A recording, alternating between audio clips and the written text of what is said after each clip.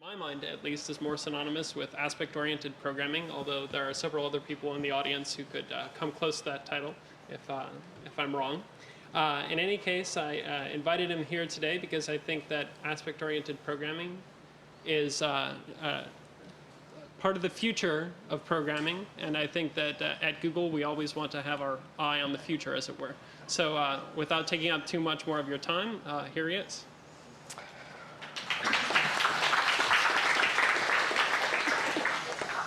Hi, yeah, that's an overly generous introduction. John Lamping's here. Without John Lamping, none of the Park AOP work would have happened. So it's hard to give this talk because he could correct me on most slides. You know, I wasn't quite sure how to set this talk up. I have some slides that are fairly nuts and bolts about what you can do today with aspect-oriented programming. I have some slides that are fairly conceptual about how I think about aspect-oriented programming in terms of opening up a new space of language research. The nuts and bolts slides are blue and the other slides are yellow. So what I'm going to do is I'm going to start with the blue slides, and I'm going to count on you to interrupt me and ask questions, and we'll see where we go.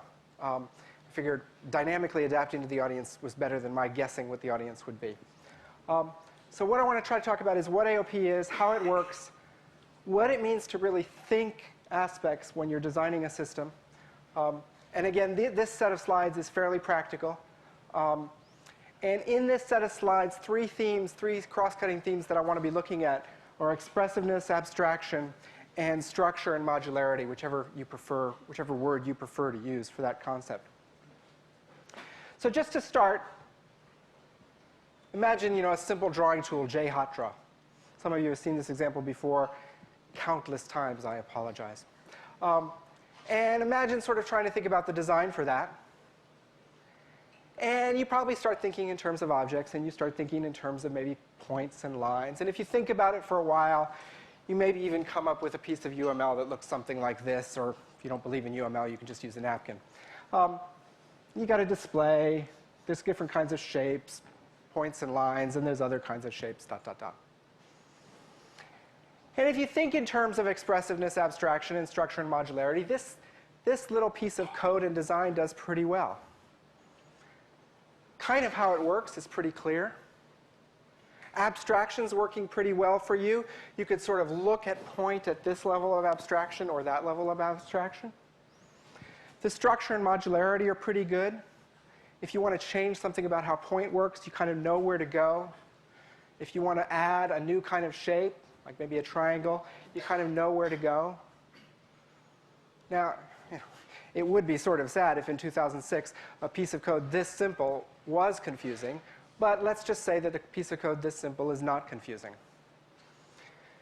The thing is that even in 2006, or at least in 1995, with that simple piece of code, there were some things that were confusing.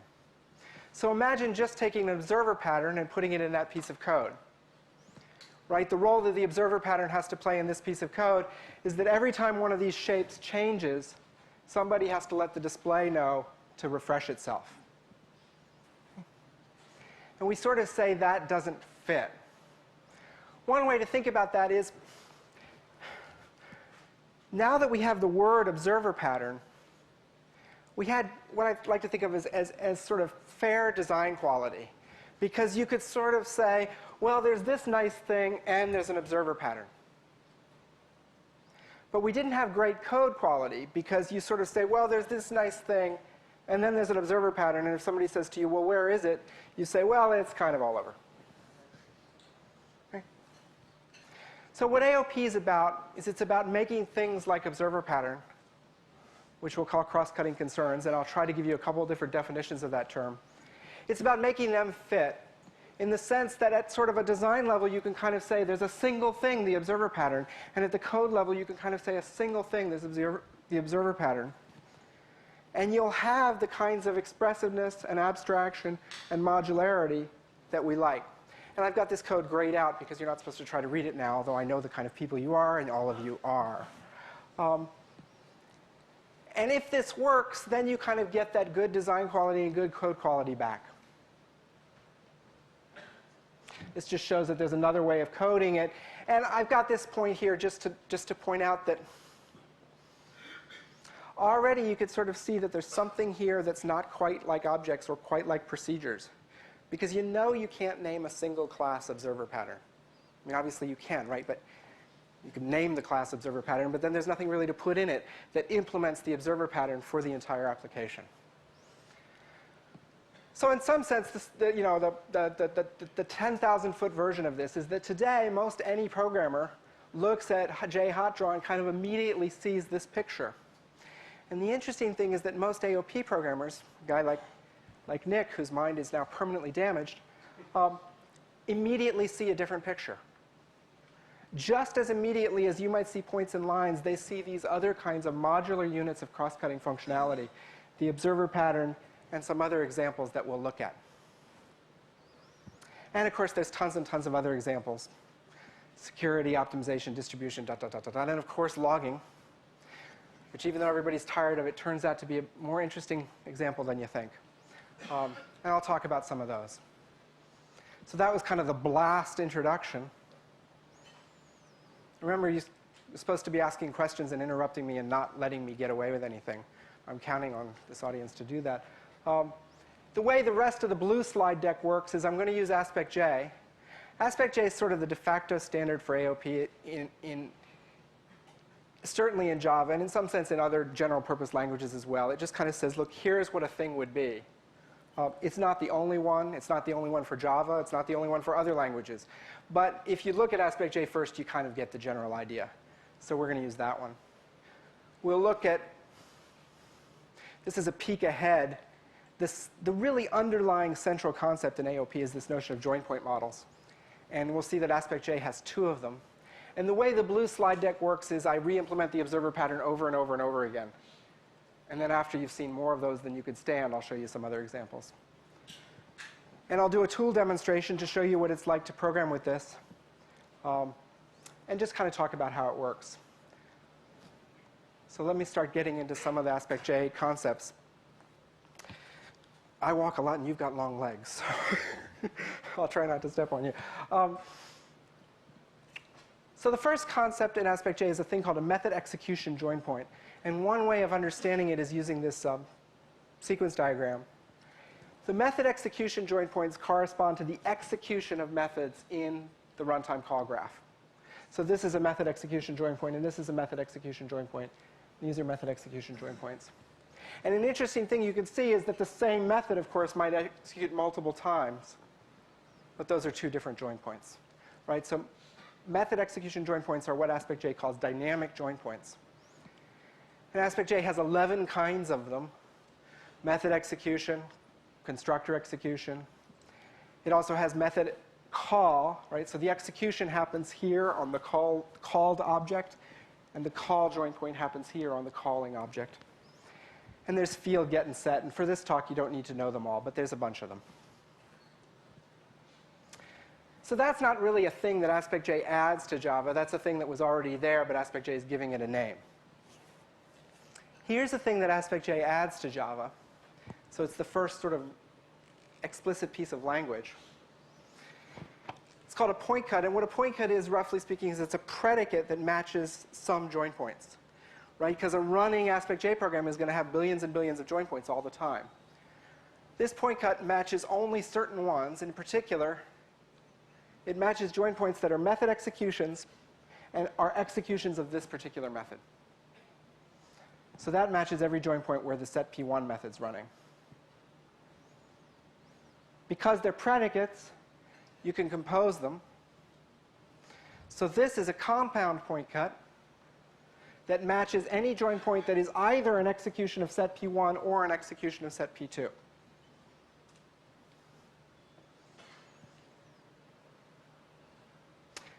Now, there's a bunch of primitive point cuts. I'm going to give you a quick peek now and talk about some more later. There's 2 basic families of them. There's kinded primitive point cuts and non-kinded primitive point cuts. And the kinded point cuts match join points of only a particular kind, like an execution join point, or a call join point, or a field get join point. And the non-kinded join points match join points of any kind, but they match them based on some other kind of property. like this one happens to match any join point for which the corresponding text is within a certain type. And so for those of you who might be getting bored at this point, you could start to think about that the power in this thing comes from a compositional language and different ways of talking about the same join point. And those kinds of compositions let you say some very interesting things that we'll see in a minute. John, what do I have to do to get them to ask questions? Ordinarily, nothing. Okay, I got one. Well, frankly, I'm not sure I understand what point cuts are. I'm hoping that you're going to give us some concrete examples connected back to what you were saying before. I'm going to give you a concrete example, yes. The question was about understanding what point cuts are and hoping there would be a concrete example, such as this one. Yes? So would it be true to say that what you've defined so far is a language for matching patterns on the call stack or on the call tree graph?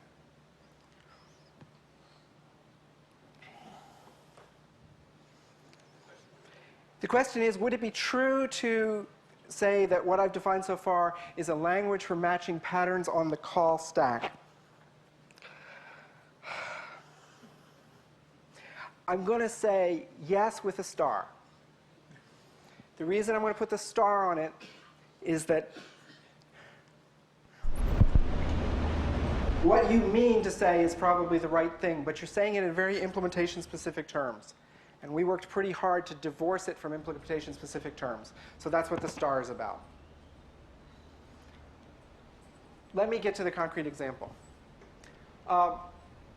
So I showed you that I could take two primitive point cuts and compose them. What I'm doing here is I'm giving a composition a name.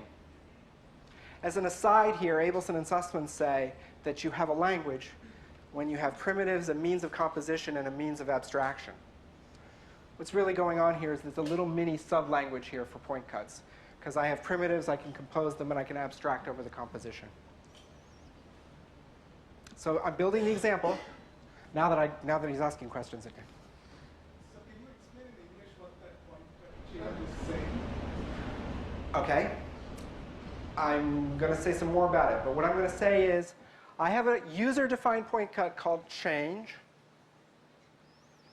And the implementation of that point cut is that it matches any join point, which is either an execution of the set P1 method or an execution of the set P2 method. If you'd like, it matches both set P1 and set P2 methods, right? Because of the way predicates compose. Hold on just a second. Let me just get to the example. I'm very glad about the questions. I'm still trying to answer his.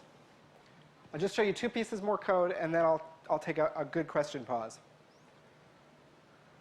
So here's one construct, point cuts. Here's another construct. This is a thing called after returning advice. And what this says is it's another declaration. It says after returning from any join point matched by this point cut, I run this code. So you can sort of think about it as I'm bombing along, I hit a join point that the point cut matches, and on the way back out, I run this code. And so now here's your first concrete example. This is an aspect called observer pattern, or maybe it should be called my observer pattern. And it says, here's this observer pattern aspect of the system. And some points in the system's execution are going to represent what I call a change. And if you want to know which points it is, well, it's these points here. And after returning from any such join point, after returning from a change, update the display. So there's a concrete example. And what's important is the way I want you to read it. So let me now, I pushed somebody's question aside. I think it was yours. I'm just wondering about the name, the point. It actually looks like more like ranges of execution. You know, one man's point is another man's. It's a node in the call graph. So in that sense, it's a point, right? He's wondering about why we're calling them join points, because in some sense, they represent a range of time. And that's right. the reason we're calling them join points is when you take the broader perspective of AOP in general, you want to be able to think of all these different kinds of aspect mechanisms, and they're not all range-like. They're more like join points. So join point turns out to be a better name in general. But the intuition behind your question is exactly right. A point that's always something that can be returned. You can say, can you define some point that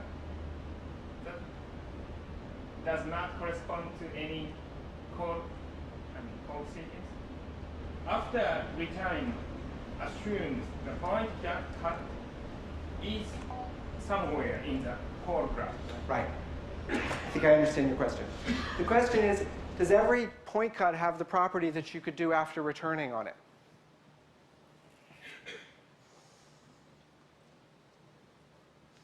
Modulo a minor issue that has to do with the difference with one of the few differences between the JLS and the JVM?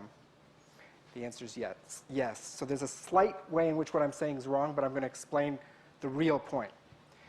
The real point is that there's three concepts here. There's join points, which are points in the call graph. There's point cuts, which match join points. And there's several different kinds of advice. And modulo this little detail, the three are orthogonal, meaning you could put any kind of advice on any kind of point cut. Or you could put any kind of advice on any kind of join point. So every join point has the property that it has a notion of returning, unless it throws an exception, in which case it doesn't return. But every join point has a property of you come to it, you do it, and you leave. So the answer to your question is yes. This may be something that I should probably ask later after I see the slides. Is there any way to have the, for example, the after block know the state? We're coming to that. So this is interact with other language features, in particular inheritance. We're coming to that.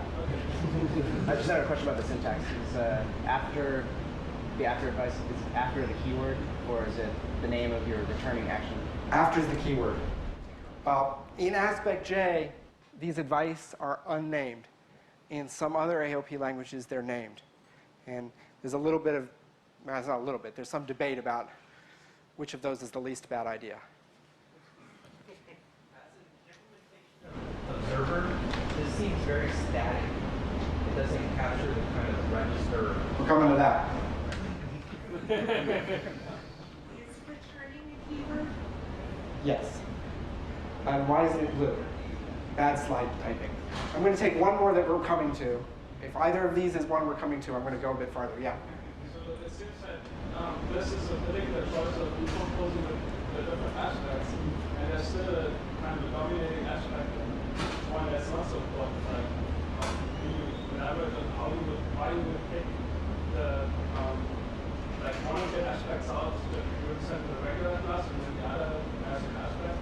Right. So there's a big, the question has to do with, and he's using some of the terminology that this research community uses, and pointing out that there's still sort of a dominant, what the research community calls a dominant decomposition, in that some parts of the code are done with classes, and some parts of the code are done with aspects. And how did you decide? This was something that we used to talk about a lot.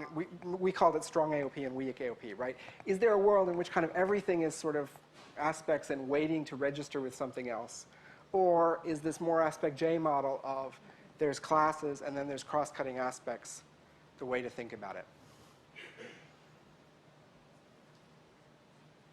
I personally have come to believe two things, one strongly and one a little less strongly, which is that in terms of the adoption of this technology for the near-term future, just to say the next 5 to 10 years, this model, this so-called asymmetric model is the way to go. Because most people have big systems already, and those systems build on very large infrastructure libraries.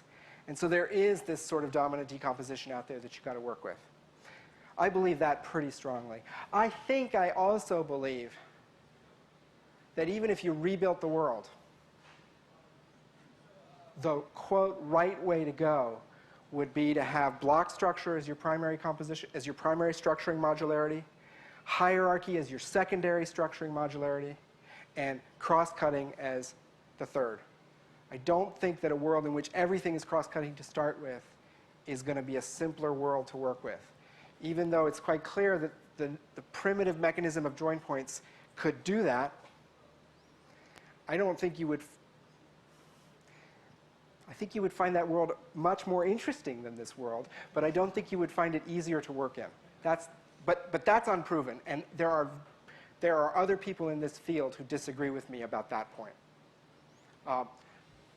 The first point, which is an adoption point, I feel pretty strongly about. I'm going to go a bit. Sorry. A quick point I want to make here is the way I read this to you is the way I want you to think about it. It's a declarative semantics. This slide here is what you would write without AspectJ. The single most common first mistake in understanding AOP is to think about the semantics of this as meaning this. And that gets you into sort of this program transformation-oriented semantics. And the reason people make that mistake is, of course, the first implementations of this were transformation-oriented, and then people don't distinguish, the implementation from the idea, right? The better way to think about it is in this declarative way. And then how it works behind the scenes, who knows? It may be that a compiler does something like this. It may be that an aspect-oriented virtual machine never does anything quite like this. And I probably don't need to belabor this point here. If I had to belabor it, I would just point out to you that today, in 2006, most people think about objects like this. Unless they're trying to answer certain kinds of critical performance questions, they don't tend to think about objects like this. Right? Now, when the world first started learning about, the third time objects were invented in the mid-'80s, people talked a lot about dispatch tables and ... right? But, Kristen's group and Alan's group never talked about that. They always talked about it at this higher level. I just think that's the way to think about that idea scales. You can't do object-oriented design if you're thinking about dispatch vectors. Right? You can think about critical performance issues that way. And I'm going to claim that the right way to think about aspects is to think about them in a declarative unit. And now if you want to ask a performance question, well, think about what the actual machine instructions are. But don't make that the only way you have of thinking about the idea. I won't belabor that point anymore here. I'll pause again in just a second. Point cuts, of course, don't have to be restricted to one class. I could build them up more and more and more. And here's a revised version of the observer pattern, which is now really capturing most of the observer pattern behavior for this application. I'll pause here for a second. Yeah. Is your question still? So what I'm confused about is in the effort to make this more modular by grafting on these aspects, maybe I'm using the wrong term. Anyway, that it looks like the program has gotten less modular because now any kind of refactoring you do to point, line, and shape, and in implementation decisions you make to change there are going to break all these aspects that are not visible in there and not even in line. Right. How do I say this? You might think that.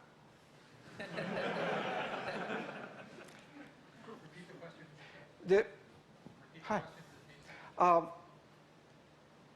What he's saying is, in the effort to make the program more modular, it seems that in some ways it may have become less modular. Because now, if I go refactor, like the pointer line class, where I make some edits to it, I might break how the observer pattern works. I'll come back to this a little bit more, particularly when I show you the tool thing. Let me point something out to you.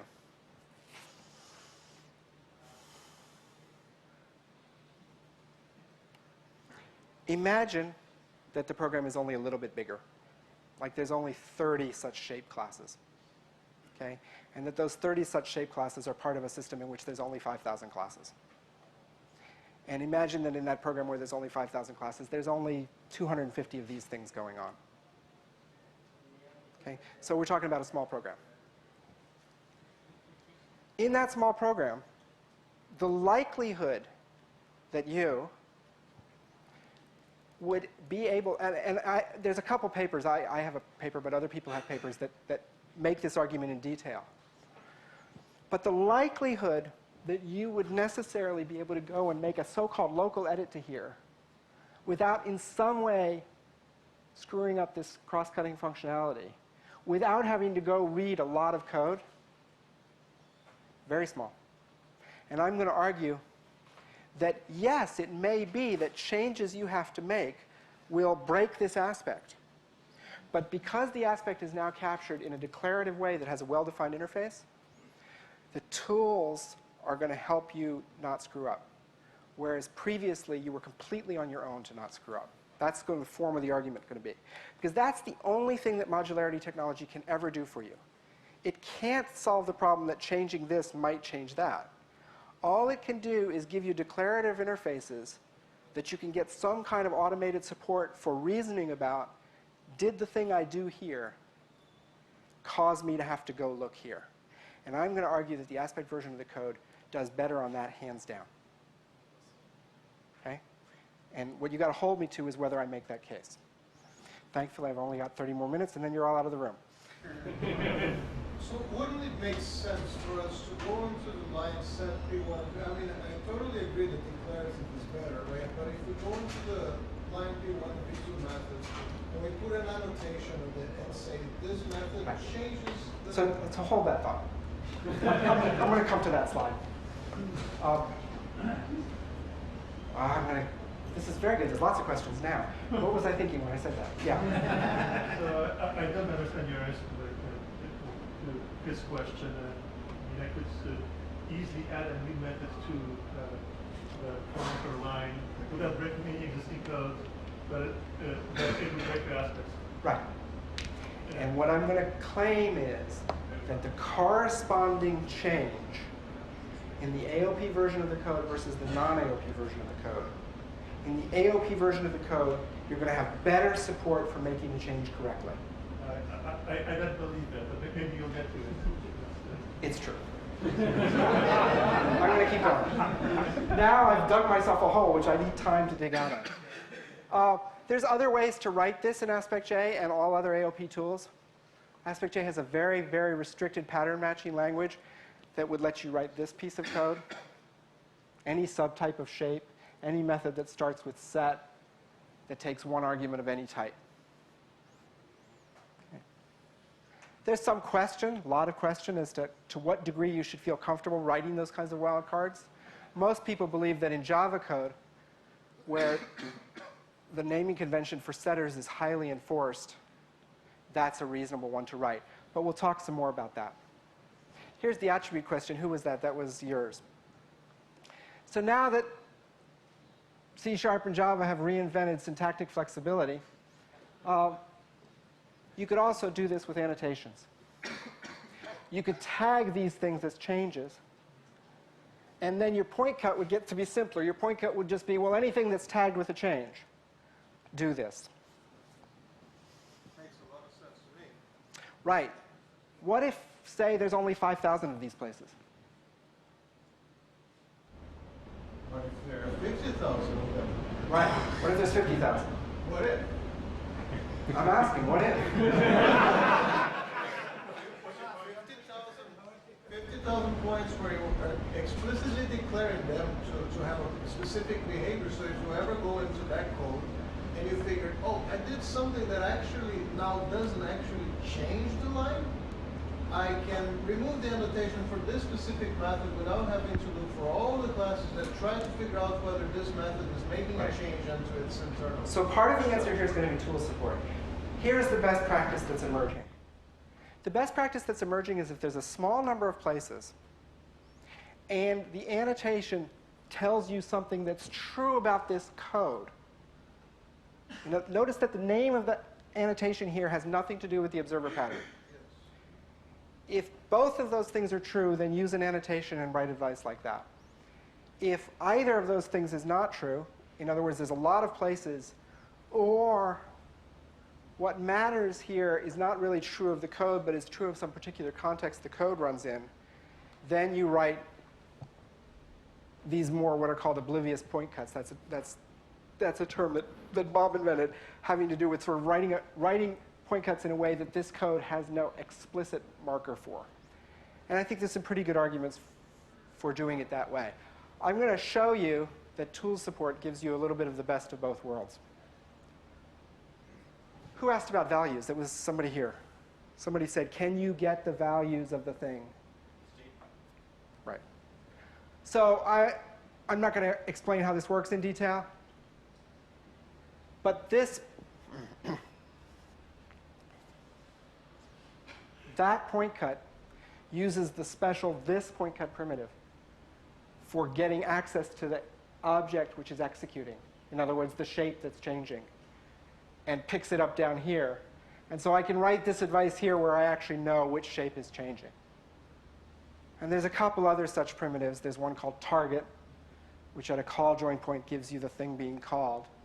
And there's one called args, which gives you the arguments to the method. And those let you get some of the values that are going around at the call in question. And those can be used in useful ways. Now, somebody right in here said that I didn't have the behavior of adding and removing the observers and stuff like that. That was yours. So here's a revised version that uses what I said was going to be called the second join point model in AspectJ. The way to read this code is, that's a field declaration, right? It says there's a private field of type display called display. What that shape dot means is it means that the field is associated with shapes. Every shape or just some of them? That particular one means anything of type shape. You could write something else if you wanted. You could have written just point there. But in this particular code, I wrote shape. But it globally affects all shapes, so there's nothing you can do to... It affects the type, shape, and all of its subtypes. It's not global at all. It follows the type hierarchy. Okay? It's the type shape. And this method here is a setter that sets it. I'm headed for the full-on pattern with add observer and remove observer, but I'm taking one step at a time. And now down here, instead of doing a static display update, I update just the display in question. The interesting thing is, notice this private here. This private is a funny thing. It says the field lives on shape, but shape doesn't see it. Only the observer pattern aspect sees it. It's a property of the shapes, but it's private to the observer pattern. This is a wonderful thing, actually. It replaces this piece of code that you're used to writing, which is when you go and stick a field in an object and a getter method and a setter method for it, and then there's a comment that says, actually, this is only here for the benefit of that guy over there. Right? This piece of code basically says that declaratively. It says, there's a property of these objects that really belongs to the observer pattern. Yeah? Aspect has its own namespace, so it can avoid any conflict? Question is, do the aspects have their own namespace so that they can avoid name conflicts? The answer is, the simple answer is yes. Because this field is private, another aspect could have a private field of the same name. And in fact, shape could have a private field of the same name. And all three fields would be separate. If the aspect had defined a public field, and the class had a public field, then that would be a name conflict. Because in that case, really, the semantics of your program is in conflict. Right? Yeah? Is there a way to attach aspects to common classes in a non-global way? That is, if I want to attach some aspects to hash tables or arrays, but only some of them. I don't want to affect every one of them in the program. There is. And I'm not going to talk about that mechanism. The question is there a way to sort of attach the state properties of aspects, to define the state properties of aspects to objects in a particular context? And the answer is yes, but it's more hair than I'm going to get to. But we can talk about it after. But not arrays. We don't do arrays. That's not a property of AOP. That's a property of the current version of AspectJ. In Java, it's arguable as to whether it makes sense to do it for arrays. So I can have different types of shapes for set x and set y. So I can have triangle and square. Is there a notion of context in which something is called, or do I have to describe a change for a triangle and a square separately? I'm not sure. You could have different kinds of shapes. So, for example, a triangle could have a set x and set y method. I got that part of it. So I have a point has set x and set y. And point is called from both triangle and square. But the behavior I have for set x and set y is different after it's called from triangle versus square. Is there a notion of context in which something is called? Or is it only the target method? Yes, okay, good. I understand your question. The question is, suppose that there's a case where if I call set x from over here, I want to do one thing, but if I call set x from over here, I want to do something else. And in fact, that's exactly the kind of thing. Remember the comment I made about the two kinds of point cuts, and that the game was going to be composing them. That's exactly what that's going to let me do. Hang on a second, and I'll show you. I'll do one more now, yeah. So one thing that happens when you write this pattern normally is you get a lot of too many updates, right? Does AspectJ solve that problem? 3 slides. And there's a follow-up also. Within the aspect itself, can you get circularity? Yes. The follow-up question was, within the aspect itself, can you get circularity? And the answer is yes, right? AspectJ has, there's the canonical way of writing infinite recursion in AspectJ, right? You write a piece of advice that actually applies to the advice, and you get Stack Overflow. You do that 3 times, and then you never do it again. It's kind of like learning infinite recursion when you're learning recursion the first time. I'm going to have to pick up a little speed. I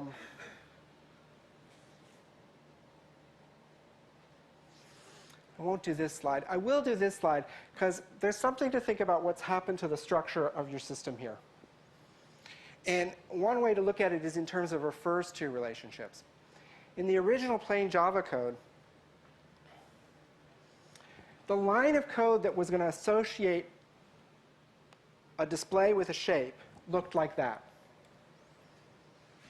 And the refers to relationships are that line of code refers to both display and shape.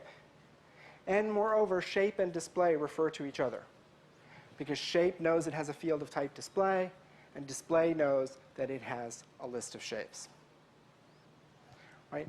And so, of course, whenever you have a cycle in your refers to graph, you have something that can't be shipped in any meaningful configuration without the other thing. Right? So from a product line perspective, cycles in the refers to graph, potentially a problem. What happens in the AspectJ implementations is that you basically get rid of shape knowing about displays by moving all of that into the observer pattern.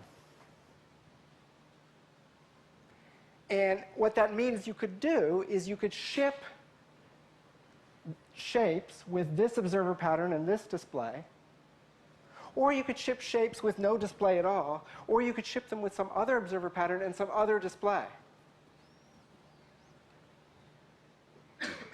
Because you've sort of separated the core functionality of the things from the presentation layer in this particular example. TV, I wasn't sure.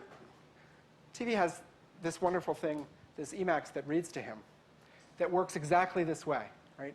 He's got advice defined on the Emacs that basically preempts, it doesn't preempt, it adds to the normal presentation layer a second presentation layer, and it works exactly this way. Well, the original one is text. No, what's the bottom one? I skipped the slide that let me make this more nuanced point because I was running out of time. It's this slide. The big shift happens here, and then a little bit more shift happens here. I don't want to talk about that right now. So I said before the key idea was join point models. go up one level of abstraction a little bit and say that join point models basically have three parts.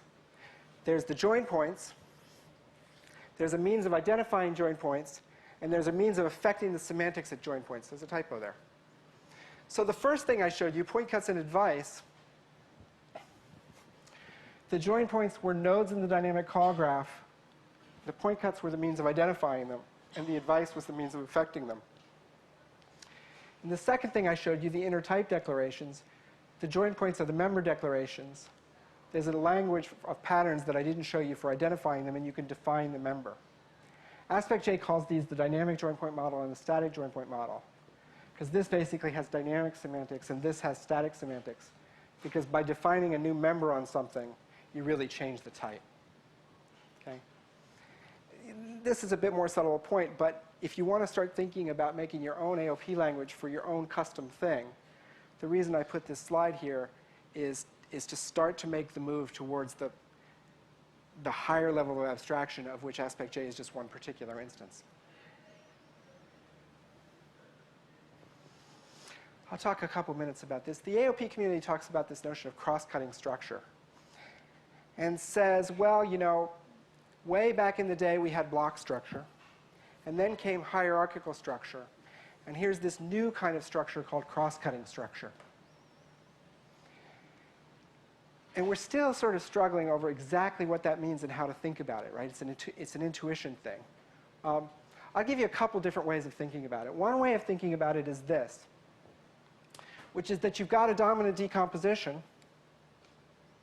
and you walk up to it and you use constructs like point cuts and inner type declarations to slice a new interface through it, and then you program against that interface.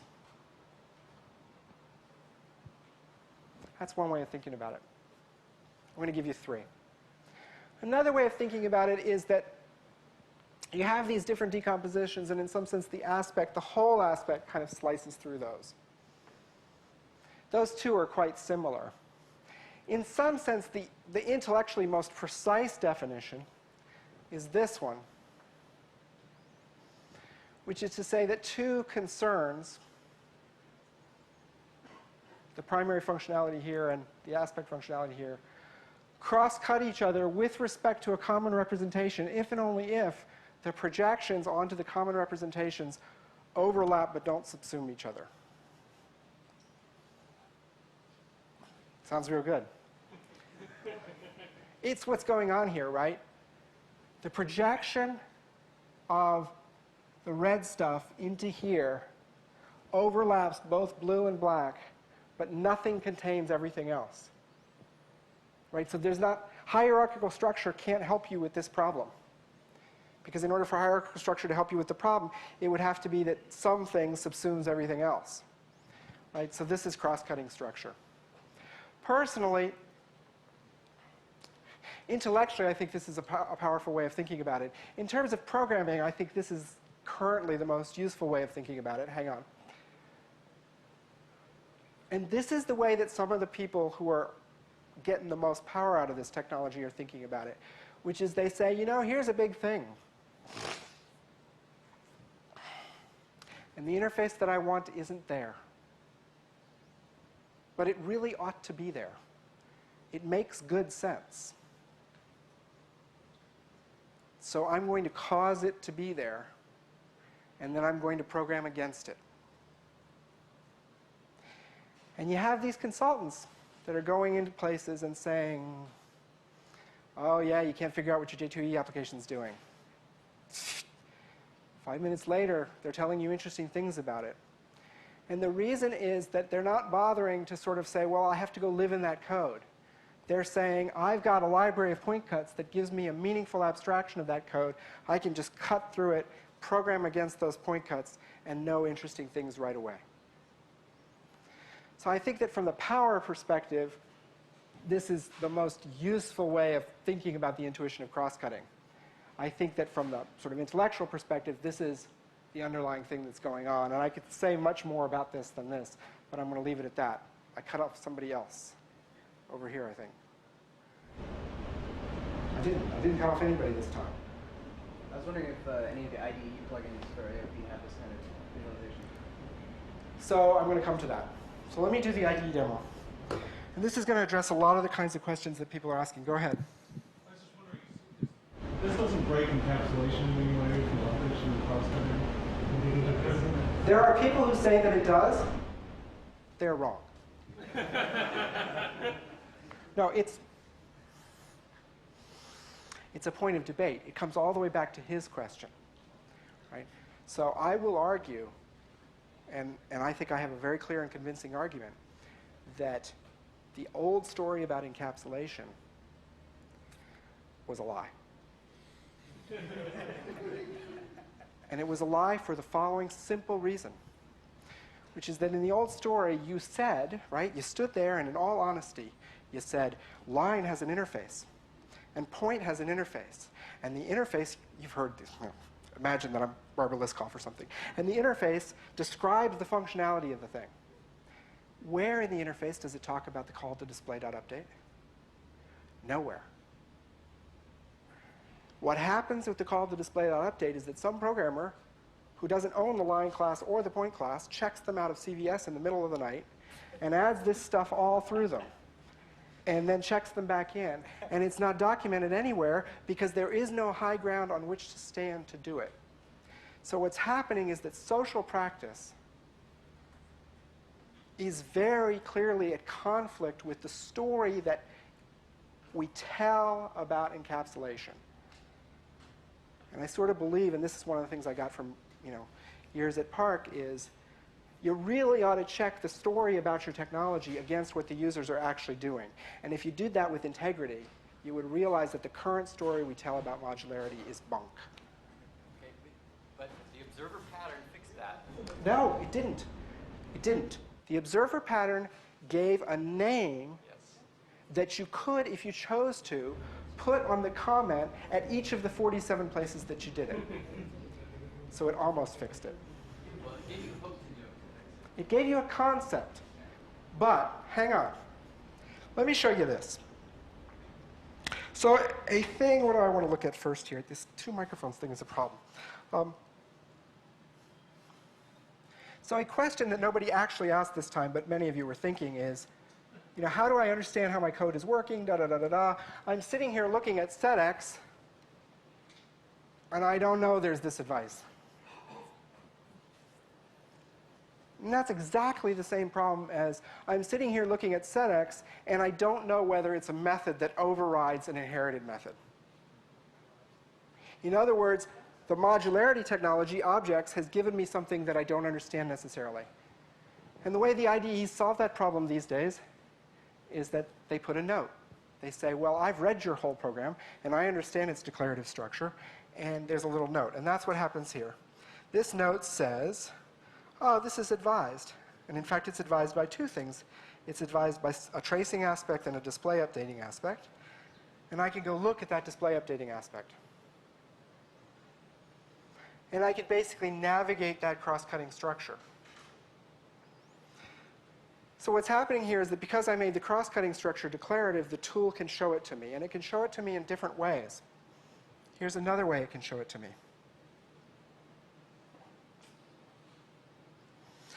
What I've got here,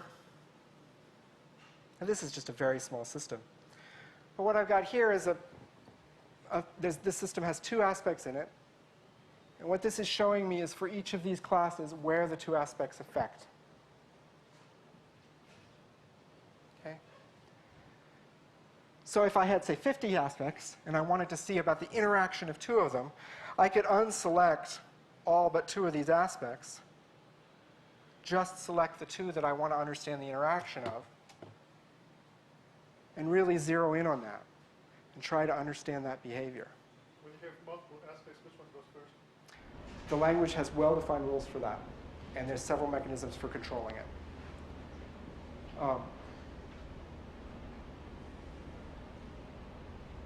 So the point here is modularity always has a cost. And the cost it has is that in some sense you get an indirection. And it's only worth paying the cost if you get something back. And what you're getting back here is a couple things. One thing you're getting back is sort of the raw benefit of modularity, which is in some sense I could ship point without display updating. In this tiny program, doesn't matter much. But I could ship point without display updating. But you ought to get a second thing back from modularity, which is that you ought to get an ability to reason about the structure now. And I will argue that we're giving you this in a much better way than you could possibly have had before. Because before, what you would have done is you would have done, let me see if I can get this right. You would have taken grep, and you would have grepped against the files. And then what's the name of the thing that gives you the 10 lines before and the 10 lines after? Yeah. What? Yeah, minus b. This guy's done this 1,000 times. You take the minus b and minus a thing, and then you would have grepped that against some second string, and only the places that matched both of them were the places where these two things applied, provided, of course, that nobody changed the names of any meaningless variables that caused your grep string to break. Everything that's right about that is righter about this. We're giving you a compositional language for reasoning about that kind of structure. I'm going to run massively out of time, so I'm not going to take any more questions. But I'll be here the rest of the day until I escape. I just want to show you some other examples quickly. I'm skipping this part. I'm skip. I did this. Here's some more examples. Who asked about the too many updates? OK, this solves the too many updates thing. It solves it by saying, well, a change, and then here's another primitive point cut. It's called cflow below. And this point cut matches any join point which is in the control flow of any join point matched by this point cut. So this is an AspectJ idiom that says the top level foo. Here you're starting to see what it's like to be able to program with compositional cross-cutting structure. Because you've got this notion of change which cross-cuts statically, and you've got this control flow which cross-cuts dynamically, and you intersect those two things, and the thing you're trying to say, very simple to say. It's very dangerous if you have a display within a display. That's right. It's exactly dangerous as any other way of solving the problem. Here's another nice one. We actually didn't know AspectJ would do this for us until quite late in the project. This code has a factory pattern in it. The factory pattern says that you're never supposed to call the constructors of these directly. You're supposed to call the factory. That's unenforceable with Java. But it's enforceable with AspectJ because it has cross-cutting structure. You say, well, a new shape is a call to a constructor on shape. I'm in a factory if, here's a point cut I haven't shown you, but this just says I'm inside of a method called makeStar on shape. And it's a bad thing if there's a new shape that's not in a factory. And this says if I do a bad thing, I should complain. And this is so useful that you'd actually like to get these warnings at compile time, because this is what's called a static point cut. And so AspectJ has a very special kind of compile time advice called declare error, which roughly speaking says, if such a join point exists, complain at compile time. One of the classic adoption strategies for AspectJ in general, and AOP in particular, is to start by doing architecture enforcement. You don't write any aspects that ship in the running product. You start by doing architecture enforcement because you reduce your risk. Let me go more quickly. Oh, here's the full-on implementation of the observer pattern with lists of observers and lists of subjects. The nice thing about this is this completely reusable version of the observer pattern, which reads exactly like the story in the Goff book. Here's another one.